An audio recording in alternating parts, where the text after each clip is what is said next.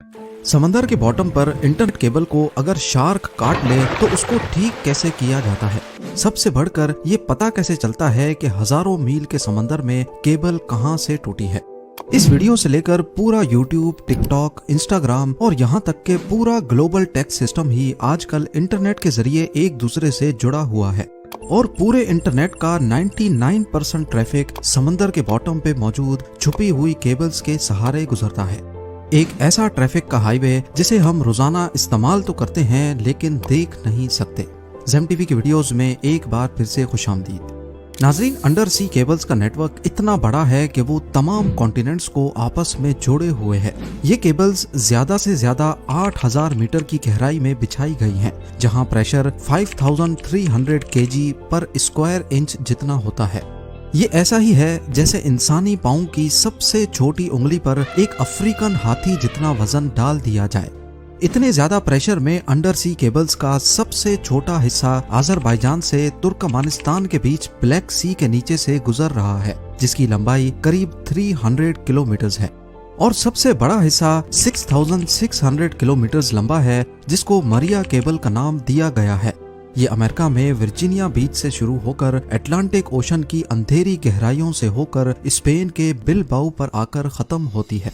बात की जाए दुनिया के तमाम समंदरों में बिछाई जाने वाली केबल्स की, तो कुल मिलाकर इन सब की लंबाई 14 लाख किलोमीटर से भी ज्यादा है। इतनी ज्यादा कि अगर इन केबल्स को हमारे सोलर सिस्टम के तमाम प्लैनेट्स और उनके मून्स के गिर्द लपेटा जाए तो फिर भी इतनी केबल बच जाएगी कि वो अर्थ का दोबारा से एक गोल चक्कर लगा सके।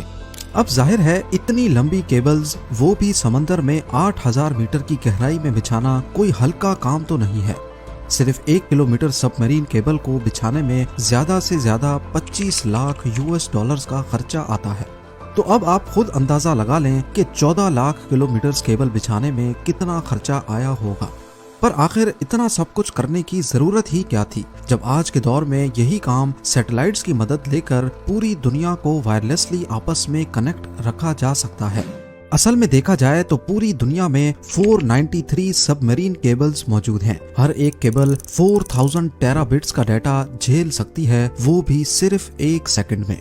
इसको यूं समझ लें कि सिर्फ एक केबल पर 8 करोड़ लोग 4K मूवी एक साथ स्ट्रीम कर सकते हैं और ऐसी 493 केबल्स हैं। इसके बरक्स यही काम अगर सैटेलाइट करेगी तो एक सैटेलाइट पर वही 4K मूवी सिर्फ 24,000 लोग एक साथ देख पाएंगे। अब लोगों की डिमांड्स पूरी करने के लिए होगा ये कि ज्यादा से ज्यादा सैटेलाइट्स इंस्टॉल करनी पड़ेंगी, जिसमें खर्चा भी ज्यादा होगा और मेंटेनेंस भी। सबमरीन केबल के मुकाबले में सैटेलाइट की मेंटेनेंस ज्यादा कॉस्टली भी है और मुश्किल भी, और अगर किसी वजह से सैटेलाइट में मेजर फॉल्ट आ जाए तो उसको रिप्लेस करने में 40 करोड़ US$ का खर्चा बर्दाश्त करना होगा। यही वजह है कि लाखों किलोमीटर की केबल समंदर के नीचे बिछाना सैटेलाइट या वायरलेस कनेक्टिविटी से ज्यादा आसान है। इस अंडर सी हाईवे में हर वक्त करोड़ों गीगाबाइट्स का डाटा ट्रेवल कर रहा है। इसका मतलब है कि ये हाईवे भी काफी चौड़ा होगा, यानी ये केबल्स एक आम घरेलू फाइबर ऑप्टिक केबल से ज्यादा मोटी होगी। पर ऐसा नहीं है। देखने में ये येलो और ब्लैक केबल एक होज पाइप जितनी मोटी है, लेकिन असल में इसके बीच से गुजरने वाली फाइबर ऑप्टिक केबल बाल जितनी पतली है। तो अब सवाल उठता है कि इतनी पतली तार के बीच से इतना ज्यादा डाटा कैसे भेजा जाता है। इस बाल जितनी वायर को फाइबर ऑप्टिक का कोर कहा जाता है, जो कि गिलास या फिर प्लास्टिक से बना होता है।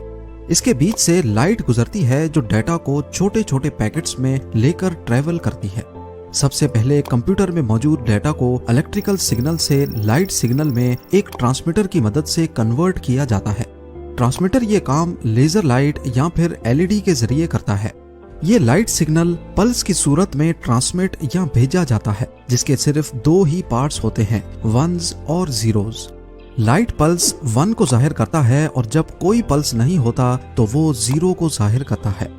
इन पल्सेस को एक जगह से दूसरी जगह लेकर जाना कोर का काम होता है, जिसके बीच लाइट ट्रेवल करती है। इस कोर के बाहर एक लेयर होती है जिसको क्लैडिंग कहते हैं, और ये लेयर लाइट को कोर से बाहर निकलने से रोकती है। अगर लाइट कोर से बाहर निकलने की कोशिश भी करेगी तो क्लैडिंग उसको वापस कोर के अंदर ही बाउंस बैक करवाता है। इस प्रोसेस को टोटल इंटरनल रिफ्लेक्शन कहा जाता है। अब ज्यादा फासले पर ये लाइट सिग्नल वीक हो जाता है, जिसके लिए हर 100 किलोमीटर के बाद एक रिपीटर लगाया जाता है जो लाइट सिग्नल को बूस्ट कर देता है। इसी पार्ट को पूरा करने के लिए कोर और क्लैडिंग के ऊपर कॉपर की एक लेयर चढ़ाई जाती है, जिसमें 10,000 वोल्ट्स का डीसी करंट भेजा जाता है। क्योंकि ओशन के बीच कोई पावर सोर्स तो होता नहीं, इसीलिए इन एम्पलीफायर्स को पावर देने के लिए कॉपर लेयर से गुजरने वाला करंट काम में लाया जाता है। फाइबर ऑप्टिक केबल एक से ज्यादा सिग्नल्स भी एक साथ ट्रांसमिट करने की सलाहियत रखती हैं। इस टेक्निक को वेवलेंथ डिवीजन मल्टीप्लेक्सिंग यानी WDM कहा जाता है। मुख्तलिफ कलर्स की लाइट को एक साथ फाइबर ऑप्टिक से गुजारा जाता है और हर एक कलर की लाइट में अलग अलग डाटा पैकेट्स होते हैं। जैसा कि आप जानते हैं कि speed of light 1079 million kilometres per hour होती है, यानी ये डाटा एक जगह से दूसरी जगह स्पीड ऑफ लाइट से पलक झपकते ही पहुंच जाता है। हजारों किलोमीटर दूर पहुंचने पर यह डाटा फोटो डायोड या फोटो डिटेक्टर की मदद से दोबारा इलेक्ट्रिकल सिग्नल में कन्वर्ट होता है और फिर कंप्यूटर या मोबाइल डिवाइस उसे दोबारा रिकंस्ट्रक्ट करके ग्राफिक्स या फिर किसी भी फॉर्म में ले आती है। कोर, क्लैडिंग और कॉपर लेयर के अलावा सबमरीन केबल के मोटे होने की वजह इसके ऊपर मौजूद 7 और लेयर्स भी हैं, जिनका काम केबल को पानी के एक्सट्रीम प्रेशर से बचाना होता है। लेकिन इसके बावजूद भी ये केबल अर्थक्वेक्स, शार्क अटैक्स और समंदर के अंदर ही वोल्केनिक एरप्शन से डैमेज हो जाती हैं। लेकिन सबमरीन केबल के डैमेज होने की सबसे बड़ी वजह फिशिंग होती है। कुछ वेसल्स समंदर के बॉटम पे रहने वाली मछलियों का शिकार इस ट्रॉल डोर से करते हैं, जिसके साथ एक रस्सी लगी होती है जो सीधा वेसल से कनेक्टेड होती है। इस ट्रॉल डोर को बॉटम तक भेजकर इसे ओशन फ्लोर पे घसीटा जाता है और फिर मछलियां इसमें फंसती चली जाती हैं। जब ये ट्रॉल डोर गलती से सबमरीन केबल की जगह पर फेंक दिया जाए तो घसीटने की वजह से केबल को बहुत नुकसान होता है। अब यहाँ आप सबके जहन में एक ही सवाल आ रहा होगा कि इतने वसी और बयाबान समंदर के बॉटम में अगर सबमरीन केबल डैमेज हो जाएं तो फिर इनको ठीक कैसे किया जाता है। ठीक करना तो बात की बात है, लेकिन सबसे पहले हजारों किलोमीटर की वायर कहां से डैमेज हुई है वो लोकेशन पिन पॉइंट कैसे की जाती है। आपको यहाँ बताते चलें कि आजकल की मॉडर्न सबमरीन केबल्स 1 इंच मोटी होती हैं और 1 किलोमीटर वायर का वजन करीब 1400 kg होता है, यानी एक सेडान गाड़ी जितना। समंदर में इंस्टॉलेशन के लिए ऐसी हजारों किलोमीटर वायर वन पीस में समंदर के बॉटम पे स्पेशल शिप्स की मदद से इंस्टॉल की जाती हैं। पूरी रिसर्च के बाद जब एक खास एरिया चुना जाता है तो वायर के बड़े बड़े रोल्स शिप में लाद कर उस लोकेशन पर लाए जाते हैं और एक स्पेशल रोबोटिक मशीन जो समंदर के फ्लोर पे चलने की सलाहियत रखती है, उसको इस्तेमाल करके 1 मीटर तक फ्लोर खोदा जाता है और साथ साथ उसमें केबल बिछाई जाती है। ये काफी आहिस्ता चलने वाला काम होता है, जिसे बड़ी एहतियात से करना बहुत जरूरी है। एक अंदाजे के मुताबिक यूएस और यूरोप के बीच बिछाई जाने वाली 6600 किलोमीटर की वायर को इंस्टॉल करने में करीब 2 साल का वक्त लगा था। जब एक वेसल में रखी वायर खत्म हो जाए तो केबल से भरी दूसरी वेसल मंगाई जाती है और पहली वायर का कोना नई वायर के साथ कनेक्ट करके बिछाने का काम आगे बढ़ाया जाता है। इस पूरे काम में सबसे बड़ी रुकावट मौसम पैदा करता है। अटलांटिक ओशन में साल के 365 दिन तेज हवाओं का सिलसिला मौजूद होता है और ये हवाएं कब समंदरी तूफान की शक्ल इख्तियार कर लें, इनको कोई भी नहीं रोक सकता। इसके अलावा अटलांटिक ओशन में अक्सर औकात कैटेगरी 1 का हरिकेन मौजूद होता है।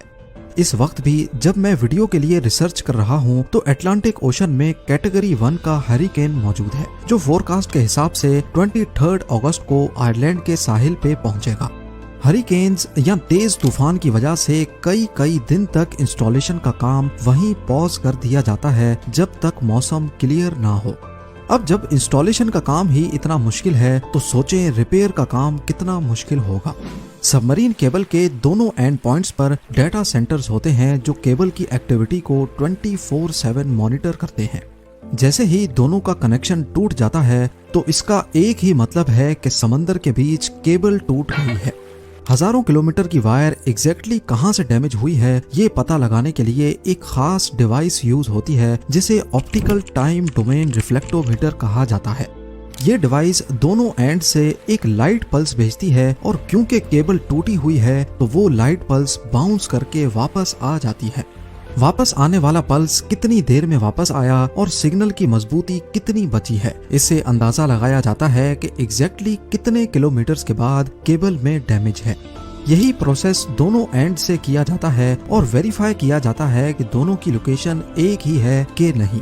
अब दोनों एंड से डीसी सप्लाई यानी केबल में छोड़ा गया करंट बंद किया जाता है और उस लोकेशन पर आरओवीज को समंदर के बॉटम पर भेजा जाता है। आरओवीज की मदद से पहले फिजिकली केबल का मुआयना किया जाता है और फिर केबल को बाहर निकालकर ऊपर मौजूद वेसल तक लाया जाता है। केबल का वो हिस्सा जो डैमेज हो गया हो वो काट कर उसमें दूसरा पीस लगाया जाता है। फाइबर ऑप्टिक का कोर क्योंकि ग्लास का बना होता है, इसीलिए ये काम काफी एहतियात से करना होता है ताकि एक ग्लास दूसरे के साथ वैसे ही जुड़ जाए जैसे वन पीस में था। इस प्रोसेस को स्प्लाइसिंग कहा जाता है। अगर केबल कम पड़ रही हो या समंदर का बॉटम काफी ज्यादा नीचे हो तो पहले एक हिस्से को ऊपर उठाया जाता है, उसमें दूसरी एक्स्ट्रा वायर जोड़कर दोबारा नीचे बिछा दिया जाता है। फिर यही प्रोसेस टूटी हुई वायर के दूसरे एंड पे भी किया जाता है। सबमरीन फाइबर ऑप्टिक केबल के फायदे, ये काम कैसे करती है, इंस्टॉलेशन और रिपेयर के बारे में शायद आपके कई सवालों का जवाब मिल चुका होगा। उम्मीद है जेम टीवी की ये वीडियो भी आप लोग भरपूर लाइक और शेयर करेंगे। आप लोगों के प्यार भरे कमेंट्स का बेहद शुक्रिया। मिलते हैं अगली शानदार वीडियो में।